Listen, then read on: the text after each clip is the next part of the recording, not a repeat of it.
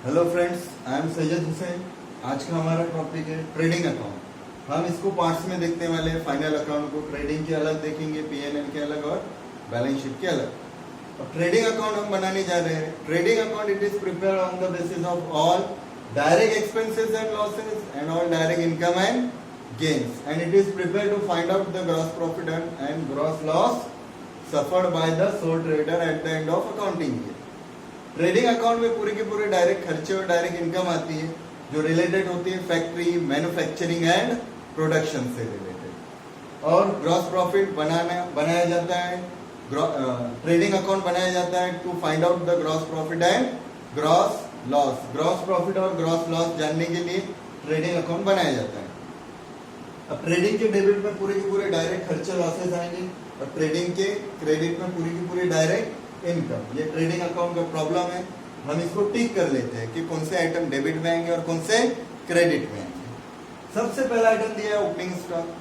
Trading account के debit में सबसे पहला आइटम आता है ओपनिंग स्टॉक। ये ओपनिंग स्टॉक का आएगा डेबिट में। देखिए, एक ओपनिंग होता है और एक क्लोजिंग होता है। क्लोजिंग स्टॉक स्टॉक क्या होता है? माल का, गुड्स का जमा करके रखना गुड्स को, उसको बोला जाता है स्टॉक। साल के एंड में जो माल बच जाता है, बिकता नहीं, उसको बोला जाता है क्लोजिंग स्टॉक। जो बच गया वो अपने लिए इनकम है, लेकिन वही इनकम हम देखें नेक्स्ट ईयर, इस साल का क्लोजिंग नेक्स्ट ईयर के लिए हमारे लिए हो जाता है वो ओपनिंग। तो इस साल की इनकम नेक्स्ट ईयर के लिए वो खर्चा हो जाएंगी ना। स्टार्टिंग में जो माल हमारे पास रहेगा वो ओपनिंग स्टॉक होता है, ये आएगा डेबिट। नेक्स्ट है परचेसेस। प्रोडक्ट अगर हमें बनाना है तो रॉ मटेरियल परचेस करना जरूरी है।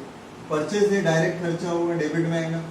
वेजेस, प्रोडक्ट कौन बनाता है? लेबर, मजदूर, तो उन्हें क्या देना पड़ेगा? हमें वेजेस, ये भी डायरेक्ट खर्चा compulsory. Carriage inward means transportation charges related to goods purchase. जो माल हम परचेज कर रहे हैं उसको हमें गोडाउन तक लाना है, तो गोडाउन पे लाने के लिए हमें किसी न किसी ट्रांसपोर्टेशन की जरूरत पड़ेगी, तो हमें वो ट्रांसपोर्टेशन का चार्जेस देना पड़ेगा, जिसे बोला जाता है कैरेज इनवर्ड। तो ये कंपलसरी खर्चा है, डेबिट में है ये भी। और सेल, परचेस ये डायरेक्ट खर्चा है, सेल ये डायरेक्ट इनकम है। सेल से हमें पैसा मिलता है तो ये हमारे लिए डायरेक्ट इनकम हुई, और इनकम का अकाउंट क्या होता है? क्रेडिट। और सेल से गुड्स जाते हैं, जाने वाले गुड्स का अकाउंट भी क्रेडिट होता है, तो सेल ये आएगा क्रेडिट साइड। अब देखिए, उसके बाद दिया है सेल रिटर्न। वैसे सेल रिटर्न से गुड्स आती है, डेबिट में आना चाहिए, लेकिन एक रूल है ट्रेडिंग अकाउंट का जो प्रोफार्मा हमें फॉलो करना है। इसीलिए सेल रिटर्न को हमें सेल में से क्या करना है? माइनस।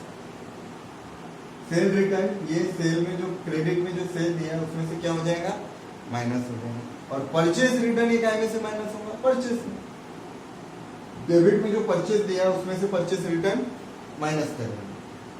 पावर एंड फ्यूल, अगर प्रोडक्शन करना है तो उसके लिए हमें पावर भी लगता है और फ्यूल भी लगता है, तो ये भी डायरेक्ट खर्चा हुआ, डेबिट में है।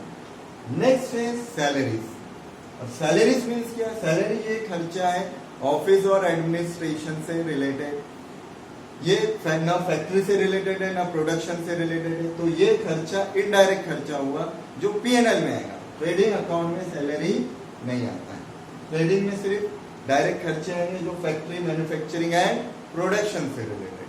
सैलरीज ये इनडायरेक्ट खर्चा है जो पीएनएल में आता है, ट्रेडिंग में नहीं आता। एक कैरेज इनवर्ड है और एक कैरेज आउटवर्ड है।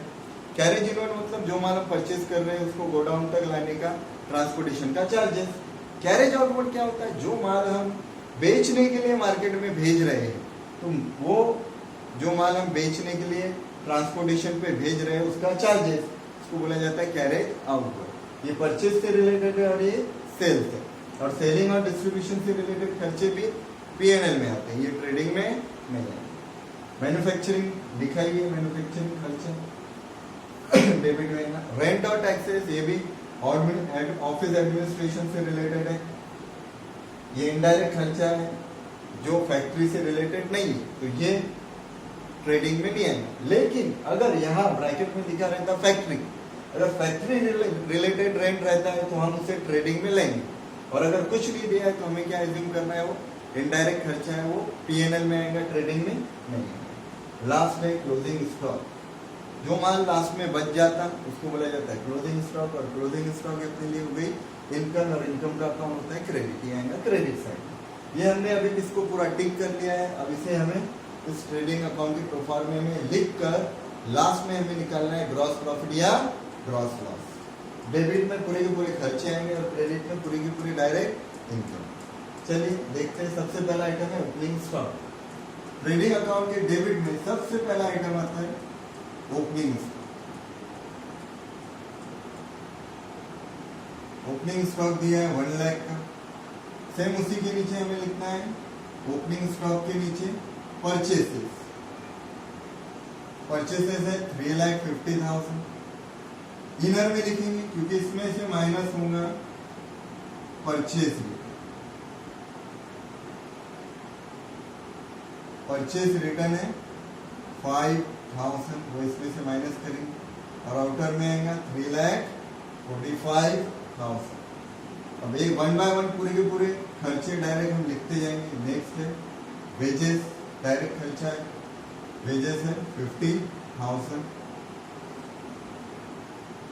कैरेज इनवर्ड खर्चा है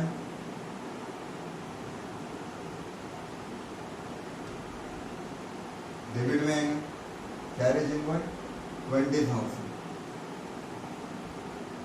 नेक्स्ट पावर एंड फ्यूल। पहले डेबिट के आइटम ले लेते हैं। Power and fuel 7,000।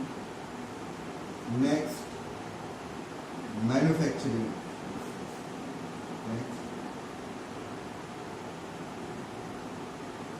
Manufacturing expenses है 13,000। हो गया डेबिट के आइटम। और क्रेडिट में आ जाते हैं। क्रेडिट में सबसे पहला आइटम आता है सेल्स। सेल्स दिया है 6,10,000, 6,10,000। अब सेल में से हम माइनस करेंगे सेल्स रिटर्न। सेल में से माइनस हो जाएगा सेल्स रिटर्न और सेल्स रिटर्न है 10,000 और आउटर में आ जाएंगे ये 6 लाख। और कौन सा आइटम आएगा आप क्रेडिट साइड में? एक सेल है और क्लोजिंग स्टॉक।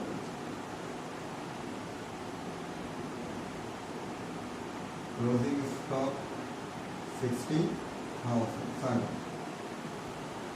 डेबिट में हमने पूरे खर्चे ले लिए, क्रेडिट में इनकम ले ली। अब इसमें बैलेंसिंग फिगर आएगा, या तो ग्रॉस प्रॉफिट आएगा या ग्रॉस लॉस आएगा। अगर इनकम ज्यादा है, क्रेडिट की टोटल ज्यादा है, क्रेडिट में इनकम है, और इनकम की टोटल ज्यादा है तो क्या आएगा? प्रॉफिट। और अगर डेबिट की टोटल ज्यादा है, डेबिट में खर्चे, खर्चे ज्यादा है मतलब क्या आएगा? लॉस। तो जिस साइड की टोटल कम है उस साइड हमें वो बैलेंस लेना है। हम पहले टोटल कर लेते हैं रफ में, दो साइड की, एक डेबिट और एक क्रेडिट। देखिए क्रेडिट की हो गई है 6,60,000, क्रेडिट की टोटल 6,60,000। अब हम डेबिट की करते हैं 1 लाख, 3,45 है 4 लाख, 4 लाख 95,000, 95,000, 5,15,000, 5,25,000 और 5,35,000। नियर डेबिट की टोटल आ रही 5,35,000। एक बार और कर लेते हैं टोटल, 3,35 और एक 4,45,000, 3,45, 4,45,000 प्लस 50, 4,95,000 प्लस 15, 5,15,000 प्लस 20, 5,35,000। डेबिट की टोटल 5,35,000 आई और क्रेडिट की आई है 6,60,000। किस साइड की टोटल ज्यादा है? क्रेडिट की। क्रेडिट में क्या रहते हैं? इनकम। इनकम ज्यादा है मतलब क्या आ रहा है? हमें प्रॉफिट आ रहा है, जिसे हम बोलेंगे ग्रॉस प्रॉफिट। और ये ग्रॉस प्रॉफिट किधर आएगा? जिधर की टोटल कम है। बैलेंसिंग फिगर कैसे निकालेंगे? Gross profit credit minus debit. 7,60,000 में से 5,35,000 हम क्या कर देंगे? माइनस। तो जो बैलेंस आएगा वो आएगा हमारा ग्रॉस प्रॉफिट। किस साइड में? Debit side. क्या नाम से लिखेंगे?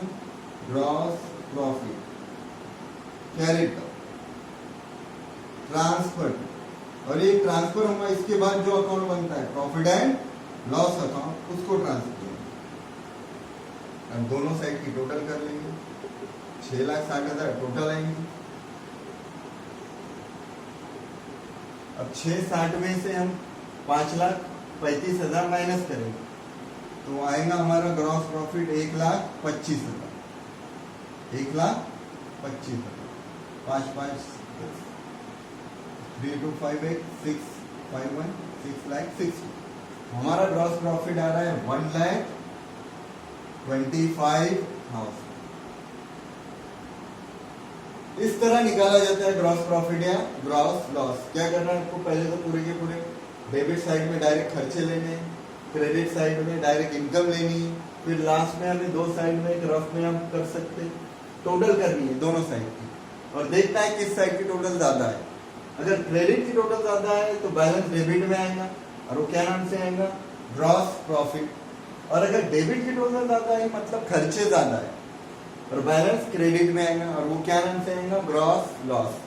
ट्रेडिंग अकाउंट में लास्ट में या तो ग्रॉस प्रॉफिट आ सकता है या ग्रॉस लॉस। अगर क्रेडिट की टोटल ज्यादा है तो आपको क्या करना है, क्रेडिट में से डेबिट की टोटल माइनस करनी पूरी की पूरी खर्चों की, और जो बैलेंसिंग फिगर आएगा वो हमें ग्रॉस प्रॉफिट के नाम से लिखना है डेबिट में, और लास्ट में दोनों साइड की टोटल सेम करनी है। ये होता है ट्रेडिंग अकाउंट। इस तरह हमें निकालना पड़ता है ग्रॉस प्रॉफिट या ग्रॉस लॉस। Thank you.